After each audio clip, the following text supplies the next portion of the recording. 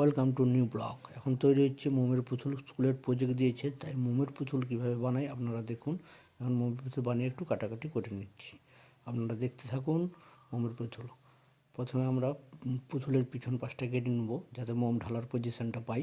তাই মোমের পুতুলের পিছন পাশটা, প্লাস্টিকের পুতুলের পিছন পাশটা কেটে নিলাম আমরা ফুঁক দিয়ে, যাতে টোপ না থাকে সেগুলো তুলে নিলাম। আস্তে আস্তে করে মোমটা নিয়ে যাচ্ছি এখন গরম করার জন্য, বাটিতে রেখে দিলাম। অল্পের জন্য অল্প আছে তাই দেখে আবার ঘুরে আনতে আসছি, আবার কিছুটা মোম নিলাম, নিয়ে ওখানে রাখার জন্য বাটিতে আবার নিয়ে যাচ্ছি। মোমটা রেখে দিলাম, ওদের গ্যাসটা জ্বালিয়ে দিয়েছি, বাটিটা চাপিয়ে দিচ্ছি। এখন মোমটা আস্তে আস্তে করে ফুটে গলার জন্য দিয়েছি, আস্তে আস্তে করে গলছে ওখানে মোমের বাটিতে। দেখতে পাচ্ছেন আপনারা মোমটা কীভাবে গলে যাচ্ছে আস্তে আস্তে করে। এবার আস্তে আস্তে করে মোমটা প্লাস্টিক